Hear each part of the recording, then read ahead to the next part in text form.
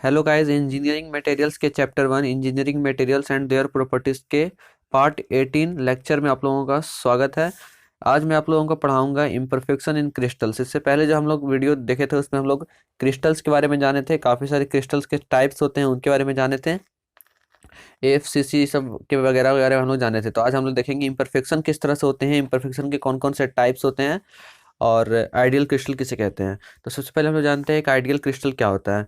तो जैसा कि हम लोग अभी तक देखते आ रहे हैं कि हम लोग अभी तक क्रिस्टल को किस रूप में माने हैं कि एक बिल्डिंग के रूप में जिसपे बहुत सारे ब्लॉक्स लगे हैं, यूनिट सेल के काफ़ी सारे ब्लॉक्स हैं। लेकिन रियल लाइफ में ऐसा कुछ नहीं होता है, ऐसा इतना फिक्स जो होता है कि ब्लॉक वगैरह ब्लॉक हमारा कोई मैटर बना हुआ है, ऐसा नहीं होता है। तो एक crystal is a solid composed of atoms, ions और molecules arranged in a pattern which is repetitive in 3D। तो एक क्रिस्टल क्या होता है? एक क्रिस्टल हमारा एटम्स, आयंस और मॉलिक्यूल्स का एक कंपोज्ड सॉलिड होता है, एक बहुत ही अरेंजमेंट के साथ उसमें रखी होती है, एक पैटर्न बनी होती है जो कि रिपीटेटिव होती है 3D, मतलब 3 डायमेंशन में। जैसे हम लोग देखे थे एक्स वाई जेड 3 डायरेक्शन में यूनिट सेल बनता है, उसी तरह से वो रिपीट होती है 3D डायरेक्शन में, 3D डायमेंशन में। In an ideal crystal, the arrangement is perfectly regular and continuous throughout. An ideal crystal is perfect. तो जैसे कि हम लोग अभी तक बात की थी क्रिस्टल में, तो वो क्या था? एक रेगुलर और कंटिन्यूअस क्या था? अरेंजमेंट था। वो एक परफेक्टली अरेंज्ड एक क्रिस्टल था। तो उसी को हम लोग क्या कहते हैं? एक आइडियल क्रिस्टल कहते हैं। An ideal crystal is perfect. जो आइडियल क्रिस्टल होता है, आइडियल हम लोग ऐसे भी किसी चीज़ को तब मानते हैं जब वो रियल लाइफ में नहीं होता है, उसको हम लोग मानते हैं तब उसको हम लोग आइडियल कहते हैं। तो वो एक आइडियल क्रिस्टल होता है, वो आइडियल क्रिस्टल इज परफेक्ट होता है। बट जब हम लोग रियल क्रिस्टल का बात कर रहे हैं इन रियल लाइफ, जैसे कि कास्ट और वेल्डेड ऑब्जेक्ट जैसे होते हैं, but real crystals are in cast और welded objects are never perfect. जैसे जब हम लोग किसी बॉडी को, जैसे किसी हम लोग मेंबर को या किसी भी चीज़ को जब हम लोग कास्ट करते हैं, वेल्ड करते हैं, तो उसके अंदर के जो क्रिस्टल्स होते हैं वो परफेक्ट नहीं होते, कभी परफेक्ट नहीं होते। They derivate from the perfect periodicity of the atom. और वो डेरिवेट करते हैं जो परफेक्ट पेरियोडिसिटी है एटम्स के। This derivation of atoms from an array of lattice points is termed as crystal defect और क्रिस्टल इम्परफेक्शन। तो जो डेरिवेशन होती है उस एटम्स की, उस एरे में से, उस अरेंज जो चीज़ें, जो अरेंजमेंट थी उसकी क्रिस्टल की, उसकी वजह उसमें जो डेरिवेशन आया एटम्स का और लैटिस पॉइंट का, उससे हम लोग क्या, उसी उसी को चीज़ को हम लोग क्या कहते हैं? जो डेरिवेशन होता है एटम्स के एरे से, उसी को हम लोग क्रिस्टल डिफेक्ट और क्रिस्टल इम्परफेक्शन कहते हैं। These defects mainly arise because of vibration of atoms due to thermal effect, as a result of which the electrons change their positions। तो ये जो इफेक्ट होती हैं किसकी वजह से होती हैं? वाइब्रेशन ऑफ एटम्स की वजह से। और जब थर्मल इफेक्ट होता है, यानी जब उस पर हीट दिया जाता है, उसकी वजह से होती है। यानी कि एक तरह से हम लोग समझ में आता है कि जो इम्परफेक्शन होता है क्रिस्टल में, वो हीट की वजह से होता है, थर्मल इफेक्ट की वजह से होता है। As a result of which electrons change their position. जब थर्मल इफेक्ट उस पर दिया जाता है तो उसकी वजह से इलेक्ट्रॉन जो होते हैं वो अपने पोजिशंस को चेंज कर लेते हैं। Lattice distortion irregulations are normally present in them. तो लैटिस डिस्टॉर्शन में हम लोग उसको कह सकते हैं इरेगुलेशंस, और नॉर्मली प्रेजेंट उसमें रहते हैं, उसमें जो है प्रेजेंट रहते हैं किसी भी हमारे जो है क्रिस्टल इम्परफेक्शन में। Due to this many physical properties and mechanical properties of the solids get change. इसी की वजह से जब उसमें हम लोग हीट अगर देते हैं, यानी कि थर्मल इफेक्ट उसमें देते हैं, तो उसकी वजह से जो उसके अंदर इलेक्ट्रॉन्स होते हैं, जो एटम्स होते हैं, वो अपने जगह से डेरिवेट हो जाते हैं। उसकी वजह से जो उसके बहुत सारे फिजिकल प्रॉपर्टीज मटेरियल के और मैकेनिकल प्रॉपर्टीज वो भी चेंज हो जाते हैं उस सॉलिड के। अब हम लोग आगे देखते हैं इस लेक्चर में। अब हम लोग पढ़ते हैं टाइप्स ऑफ इम्परफेक्शन के बारे में। टाइप्स ऑफ इम्परफेक्शन कौन कौन से हैं? तो सबसे पहला है हमारा पॉइंट डिफेक्ट, दूसरा है लाइन डिफेक्ट, तीसरा है सरफेस डिफेक्ट और चौथा है हमारा वॉल्यूम डिफेक्ट। सबसे पहले एक एक करके हम लोग पढ़ते हैं इसको। पहला है point defect. A point defect is due to the absence of a matrix atom, presence of an impurity atom. तो जब हम लोग मैट्रिक्स ऑफ एटम का बात करते हैं, यानी जब एक एटम का बहुत सारा जो हमारा एक क्रिस्टल बना हुआ रहता है, तो उसके अंदर जब प्रेजेंस या इम्प्योरिटी होती है एटम की, तो उसी को हम लोग क्या कहते हैं? एक पॉइंट डिफेक्ट कहते हैं। यानी एक पॉइंट एटम को एक हम पॉइंट रूप में मान रहे हैं, तो उसी को जब एक एटम में कोई प्रॉब्लम होता है, एक एटम में अगर अगर वो एटम क्या है, प्रेजेंट है या एब्सेंस है या उसमें इम्प्योरिटी आ गया है, तो उसी को हम लोग पॉइंट डिफेक्ट कहते हैं। और a matrix atom is wrong place. और जो उसके अंदर का जो एटम होते हैं मैट्रिक्स एटम के, वो जो गलत जगह पे प्लेस होते हैं। The defects take place due to imperfecting packing of atoms re during recrystallization. These defects also take place due to vibration of atoms at high temperatures। तो ये जो हमारा डिफेक्ट हो रहा है, पॉइंट डिफेक्ट, ये किसकी वजह से होता है? Imperfect packing. एटम्स का जो पैकिंग होता है वो अगर इम्परफेक्ट हो, वो सही से पैक नहीं होंगे एटम्स, तो उसकी वजह से होगा जब उसका रिक्रिस्टलाइजेशन किया जाता है उस एटम का। यानी कि जब उसको फिर से क्रिस्टलाइज किया जाता है तो उस पर अगर पैकिंग सही से नहीं होता है एटम्स का, वो उसी को हम लोग उसी वजह से जो है इम्परफेक्शन आता है। तो this defects also takes place due to vibration of atoms at high temperature. तो ये जो हमारा होता है पॉइंट डिफेक्ट, ये एक कारण और है जिसकी वजह से होता है, जो है due to vibration of atoms. जब उस पर हीट दिया जाता है, उसका टेम्परेचर बढ़ाया जाता है, तो उसकी वजह से जो वाइब्रेशन आता है एटम्स में, उसकी वजह से ये पॉइंट डिफेक्ट आती है। Point defects result in an increase in internal energy of the crystal and decrease in its free energy. तो पॉइंट डिफेक्ट का रिजल्ट क्या होता है कि उसकी वजह से जो इसका इंटरनल एनर्जी है वो बढ़ जाता है क्रिस्टल का, और जो उसकी फ्री एनर्जी है वो कम हो जाती है, डिक्रीज हो जाती है। अब हम लोग पढ़ते हैं जो पॉइंट डिफेक्ट का पहला टाइप है वो है वैकेंसी। वैकेंसी से आप लोगों को समझ में आ रहा होगा कि खाली हो जाना। तो ए वैकेंसी और vacant lattice site exists when an atom is missing from a normal lattice position. Such defects can be a result of imperfect packing during the formation of A crystal and also arise from thermal vibration of the atoms at high temperature. तो इसका भी reason same दिया हुआ है कि अगर imperfect packing होगा crystallisation के द्वारा, जब रिक्रिस्टलाइजेशन होता है एटम्स का, तो उसकी वजह से अगर पैकिंग सही से नहीं होगा, अगर पैकिंग नहीं है एटम्स का परफेक्ट, तब ये इम्परफेक्शन आता है वैकेंसी। और दूसरा थर्मल के बारे में, मतलब कि अगर टेम्परेचर उसका हाई होता है, उसकी वजह से थर्मल वाइब्रेशन होता है एटम्स का, उसकी वजह से ही वैकेंसीज आती है। तो वैकेंसी से ऐसा कि आप लोग हम समझ रहे हैं कि वैकेंसी मतलब कोई अगर एटम उस क्रिस्टल में से मिसिंग है, अगर क्रिस्टल में से वो एब्सेंस है, तो उसकी वजह से वैकेंसी, हमारा वैकेंसी डिफेक्ट आता है, वैकेंसी पॉइंट डिफेक्ट इसको कह सकते हैं। तो ये वैकेंसी और vacant lattice set exist when an atom is missing from a normal lattice. जो एक नॉर्मल लैटिस पोजीशन होता है उससे कोई एटम अगर मिस होता है तो उसी को हम लोग वैकेंसी पॉइंट डिफेक्ट कहते हैं। जैसे यहाँ पर एक क्या है, हमारा यहाँ पर गायब है एक मिसिंग एटम, वैकेंसी यहाँ पर। और एक होता है हमारा स्कॉटी डिफेक्ट।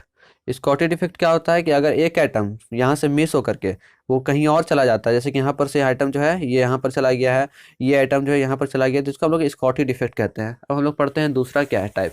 पॉइंट डिफेक्ट का हमारा जो तीसरा टाइप है, पहला था हमारा वैकेंसी, दूसरा था स्कॉटी, और तीसरा है इंटरस्टिशियल। इंटरस्टिशियल क्या होता है? Interstitiality occurs when an extra atoms occupies an interstitial position in crystal without this loading the parent atom the atom. Okay. तो सबसे पहले देखते हैं इंटरस्टिशियलिटी ऑकर्स कब होता है। तो जब देखिए इंटरस्टिशियलिटी का मतलब क्या है कि इसके अंदर जो है, जैसे कि वैकेंसी में कोई आइटम मिस हो जा रहा था, लेकिन इसके अंदर जो है एटम, कोई दूसरा एटम जो है इसके अंदर आ जाता है, ऑक्यूपाई हो जाता है। Atom occupies on interstitial position in crystal without dislodging the parent atom. तो बिना जो पेरेंट एटम है, जो उसके अंदर के ऑलरेडी जो एटम्स हैं उसको बिना हटाए, इसको बिना कुछ किए कोई दूसरा आइटम आ जाता है या फिर उसके अंदर प्रेजेंट हो जाता है, तो उसी को हम लोग क्या कहते हैं? इंटरस्टिशियल कहते हैं। The atom which occupies the interstitial position is generally smaller. तो जो एटम हमारा इंटरस्टिशियल होता है, यानी कहीं दूसरे से जो एक एटम आ जाता है इस क्रिस्टल में, इन पेरेंट एटम, इसको हम लोग क्या बोलते हैं? Parent atom. जिसके अंदर ऑलरेडी है, जो इसका ओरिजिनल एटम है इसके साथ जो है, तो उसको हम पेरेंट एटम बोलते हैं। और जो बाहर से आ रहे हैं उसको हम लोग इंटरस्टिशियल एटम बोलते हैं। तो इंटरस्टिशियल एटम जो होते हैं पेरेंट एटम से हमेशा छोटे होते हैं देन द, जनरली होते हैं छोटे, लेकिन कहीं कहीं भी बड़े भी हो सकते हैं, लेकिन जनरली स्मॉलर होते हैं देन द पेरेंट एटम्स के मुकाबले में छोटे होते हैं। Foreign atoms which larger size can produce distortions in atom.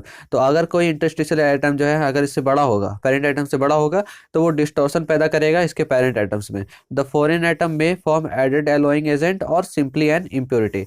तो फॉरेन एटम को तब ऐड किया जाता है जब उसमें अलोइंग एजेंट के रूप में ऐड किया जाता है, जिसकी वजह से दूसरे एटम्स, दूसरे मटेरियल के एटम्स जो है दूसरे मटेरियल में आ जाते हैं, और सिंपली एन इम्प्योरिटी के रूप में भी आ जाती हैं। जो इंटरस्टिशियल डिफेक्ट होती है उसकी वजह से देखिए यहाँ पर कोई दूसरा आइटम, छोटा सा एक आइटम क्या है, आ चुका है इसके अंदर, इसी को बोलते हैं इंटरस्टिशियल आइटम। अब हमारा चौथा जो हो गया वो है हमारा Frenkel defect. Whenever a missing item occupies an interstitial position the defect caused is non as Frenkel defect. तो जब एक मिसिंग आइटम ऑक्यूपाई होता है, इंटरस्टिशियल आइटम मतलब एक पोजीशन से दूसरी पोजीशन की तरफ जाता है, इंटरस्टिशियल पोजीशन द डिफेक्ट, इसकी वजह से जो डिफेक्ट होता है उसको हम लोग फ्रैंकल डिफेक्ट कहते हैं। This defect commonly found in ionic crystals. ज़्यादातर आयनिक क्रिस्टल्स में ये पाए जाते हैं because positive ions can be easily dislodged. Dislodged मतलब क्या? एक जगह से दूसरी जगह चले जाते हैं to an interstitial position because of their smaller size. तो चूंकि इसके स्मॉलर साइज होते हैं तो ये क्या होते हैं? एक जगह से दूसरी जगह चले जाते हैं, जैसे कि यहाँ से यहाँ, यहाँ से यहाँ, इसी तरह से होते हुए यहाँ पर चले जाते हैं। मतलब एक एटम जो है यहाँ से लेकर के यहाँ तक जो चला गया, उसको बोलते हैं हम लोग फ्रैंकल डिफेक्ट। हम लोग नेक्स्ट देखते हैं। जो कि है हमारा सब्स्टिट्यूशनल डिफेक्ट। हमारा जो नेक्स्ट पार्ट है सब्स्टिट्यूशनल डिफेक्ट है। तो ये क्या होता है, व्हेन ए फॉरेन आइटम, जब एक फॉरेन आइटम, जब एक बाहरी item other than the parent item, जो पेरेंट आइटम नहीं होते, जो फॉरेन आइटम होते हैं, replaces a parent item in crystal lattice, वो क्या कर देते हैं, एक जो पेरेंट आइटम ऑलरेडी उसके अंदर है उसको रिप्लेस कर देते हैं, उसकी जगह पे वो खुद आ जाते हैं। The defect is non as substitutional defect. Substitution का हिंदी मीनिंग क्या होता है आप लोग जानते हैं, प्रतिस्थापन, यानी एक स्थान से उसको दूसरे स्थान पर परिवर्तित कर देता है। In this defect foreign item may be of same size of parent item or may be smaller or larger than that। तो ये जो डिफेक्ट है इसकी वजह से क्या होता है, फॉरेन आइटम जो होते हैं जो सेम साइज के होते हैं पेरेंट आइटम और मे बी स्मॉलर और लार्जर देन डेट। तो ये ज़्यादातर जो होते हैं पेरेंट आइटम के इक्वल ही होते हैं, इक्वल साइज में ही होते हैं, जो ये फॉरेन आइटम होते हैं जो इसको रिप्लेस कर देते हैं। तो जैसे आप लोग यहाँ पर देख सकते हैं कि ये जो है हमारा कोई बाहरी आइटम है, कोई एक फॉरेन आइटम है जिसको जो रिप्लेस कर चुका है एक पेरेंट आइटम को। तो ये हो गया सब्स्टिट्यूशनल डिफेक्ट। अब हम लोग देखते हैं इम्प्योरिटीज़। इम्प्योरिटीज़ क्या होती है, जैसे कि हम लोग देखते हैं कि काफ़ी सारे जो है किसी मटेरियल पर जो इम्प्योरिटी आती है उसकी वजह से भी क्या होता है, इसमें आइटम्स का सब्स्टिट्यूशन हो जाता है। तो they give rise to compositional defect, इसके अंदर कोई दूसरा आइटम जो है कंपोज हो जाता है। Impurity items are introduced either as substitution और इंटरस्टिशियल आइटम। तो इसके अंदर सब्स्टिट्यूट भी कर सकता है इम्प्योरिटी और इसको इंटरस्टिशियल भी कर सकता है। ओके, इंटरस्टिशियल मतलब क्या कि कोई बाहर से एक आइटम आके उसके अंदर आ जाता है पेरेंट आइटम के बीच में। लेकिन सब्स्टिट्यूशन मतलब क्या कि एक पेरेंट आइटम को ही डिस्प्लेस कर देता है। इलेक्ट्रॉनिक डिफेक्ट हमारा इसका लास्ट पार्ट है, लास्ट टाइप है पॉइंट डिफेक्ट का। क्या होगा इसमें, they are the result of errors in sorry they are the result of errors in charge distribution in solids. These defects are free to move in crystals under influence of an electrical field, hence cause electrical conductivity and increased reactivity। तो ये क्या होता है, error, यानी जो charge distribution होता है solids में उसमें एरर की वजह से ये रिजल्ट आता है। और इसकी वजह से क्या होता है, जो free to move in crystal under influence of electric field. तो ये डिफेक्ट होता है, इसकी वजह से क्या होता है, ये फ्री टू मूव होते हैं crystals under influence of electric field. और इसकी वजह से जो इसका इलेक्ट्रिकल कंडक्टिविटी होती है और जो इलेक्ट्रिकल रिएक्टिविटी होती है वो इंक्रीज हो जाती है। अब हम लोग पढ़ते हैं लाइन डिफेक्ट के बारे में। डिफेक्ट का मतलब हम लोग डिसलोकेशन भी जानते हैं। डिसलोकेशन मतलब एक लोकेशन से उसको दूसरी जगह से बदल देना या एक लोकेशन से दूसरी जगह पे आ जाना। डिफेक्ट मतलब डिसलोकेशन भी हम लोग कह सकते हैं। तो लाइन डिफेक्ट मतलब क्या, the defects which take place due to dislocation और डिस्ट्रीब्यूशन ऑफ एटम्स। ये डिफेक्ट यानी लाइट डिफेक्ट कब होता है, which take place due to dislocation और डिस्ट्रीब्यूशन ऑफ एटम्स। जब एटम्स का डिसलोकेशन होता है या डिस्टॉर्शन होता है of atoms along a line, यानी एक लाइन में। जैसे कि हम लोग अभी पॉइंट डिफेक्ट की बात की, उसमें सिर्फ एक आइटम या एक से ज़्यादा आइटम की बात हो रही थी, यानी वहाँ एक पॉइंट की बात हो रही थी। लेकिन यहाँ पर एक लाइन में होगा, जो भी डिसलोकेशन होगा, जो भी डिस्टॉर्शन होगा वो एक लाइन होगा, एक एलॉन्ग ए लाइन होगा in some directions are called as line defect. इसी को हम लोग लाइन डिफेक्ट कहते हैं और डिसलोकेशंस भी कहते हैं और लाइन डिसलोकेशन भी कहते हैं। Dislocation is responsible for phenomenon of sleep. इसको हम लोग फिनोमन जो स्लिप का फिनोमेनन है उसके लिए जिम्मेदार समझते हैं हम लोग डिसलोकेशन को। By which most of the metals deform plastically, जिसकी वजह से जो कोई भी मेटेरियल होता है वो प्लास्टिकली डिफॉर्म होता है। Dislocations are generated and moved when a stress. तो जब कोई स्ट्रेस लगता है किसी मटेरियल पर तो उसकी वजह से जो डिसलोकेशन है वो जनरेट होता है। जैसे यहाँ पर एक देख सकते हैं, यहाँ पर क्या है, काफ़ी सारे आइटम्स हैं इस लाइन में जो कि डिसलोकेट हुए एक जगह से, जिसको हम लोग लाइन डिफेक्ट कहते हैं। अब हम लोग लाइन डिफेक्ट में दो टाइप होते हैं, एक होता है एज डिसलोकेशन, दूसरा होता है स्क्रू डिसलोकेशन। इसका नहीं पढ़ देते हैं। एज डिसलोकेशन क्या होता है, the dislocation line moves in the direction of the applied shear stress. यानी जिस जिस जैसे यहाँ पर ये क्या है, एक शियर स्ट्रेस है, यानी ये आगे की तरफ जा रहा है, ये पीछे की तरफ जा रहा है, इसकी वजह से यहाँ पर शियर स्ट्रेस हमारा क्या हुआ, प्रोड्यूस हुआ।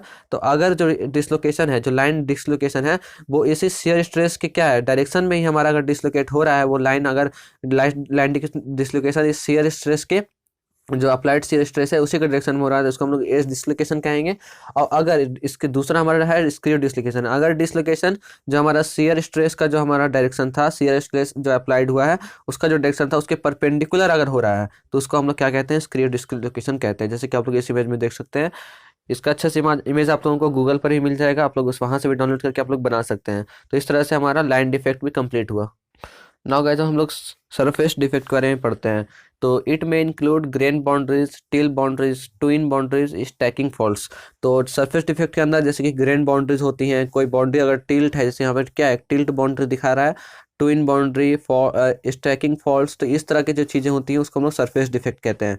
तो यहाँ पर दो तरह के एग्जांपल दिए हैं, पहली है बाउंड्री बिटवीन टू ग्रेन्स और दूसरा है टिल्ट बाउंड्री। तो जैसे देख सकते हैं ये एक क्रिस्टल स्ट्रक्चर है जिसका क्या है बाउंड्री में क्या है, मतलब कि एक टिल्ट बाउंड्री है, इसका बाउंड्री जो है पूरा एक क्रिस्टलाइन नहीं है, एक टिल्ट बाउंड्री है। उसी तरह से यहाँ पर एक ग्रेन 1 है, एक ग्रेन 2 है और इसके बीच में एक ग्रेन बाउंड्री है। तो इसमें भी आप लोग डिफेक्ट देख सकते हैं। ये हमारा डिफेक्ट क्या हुआ, सरफेस डिफेक्ट।